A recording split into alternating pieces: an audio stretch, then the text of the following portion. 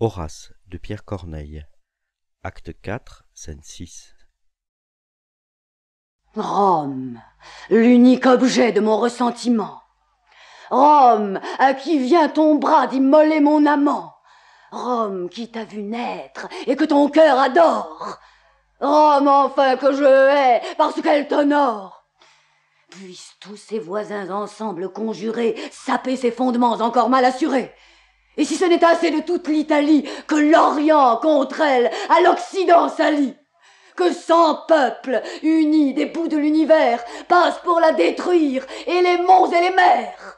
Qu'elle-même, sur soi, renverse ses murailles, et de ses propres mains déchire ses entrailles. Que le courroux du ciel, allumé par mes vœux, fasse pleuvoir sur elle un déluge de feu.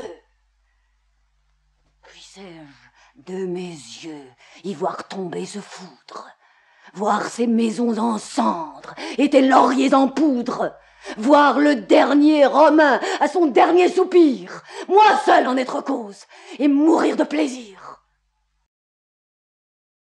On ne badine pas avec l'amour, d'Alfred de Musset. Acte 2, scène 5.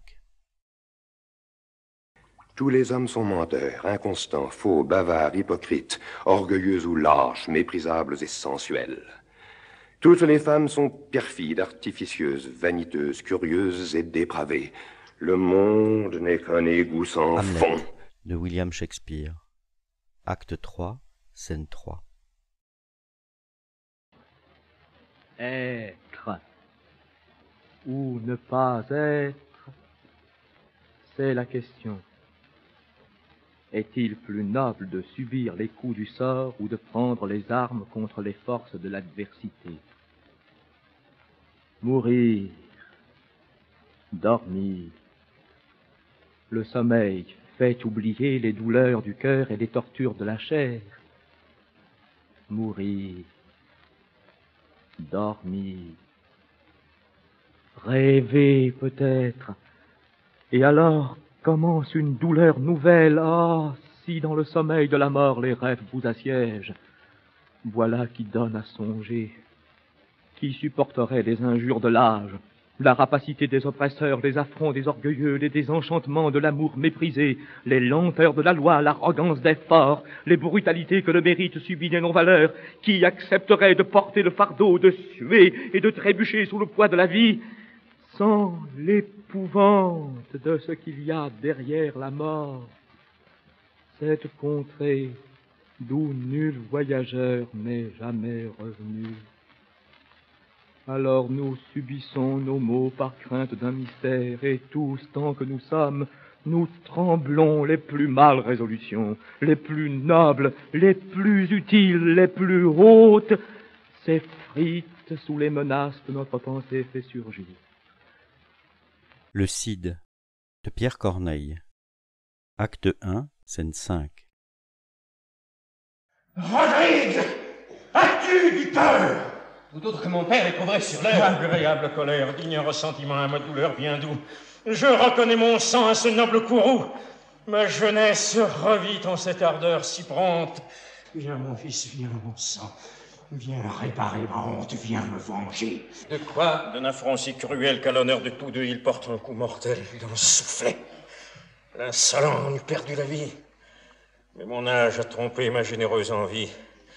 Et ce fer que mon bras ne peut plus soutenir, je le remets au tien pour venger et punir. Va contre un arrogant et prouve ton courage. Ce n'est que dans le sang qu'on lave un tel outrage. Meurs ou tue. Au surplus, pour ne te point flatter, je te donne à combattre un homme à redouter. Je l'ai vu tout couvert de sang et de poussière, porté par tous les froids dans une armée entière. J'ai vu par sa valeur 100 escadrons rompus. Et pourtant dire encore quelque chose de plus que brave soldat, plus que grand capitaine, c'est... De grâce, achevez! Le père de Chimène. Ne réplique point, je connais ton amour. Mais qui peut vivre infâme est indigne du jour. Plus l'offenseur est cher et plus grande est l'offense. Enfin, tu sais l'affront et tu tiens la vengeance. Je ne te dis plus rien. Venge-moi! Venge-toi! Montre-toi digne fils d'un père tel que moi. Accablé des malheurs où le destin me range, je vais les déplorer. Va, cours, vole et nous venge.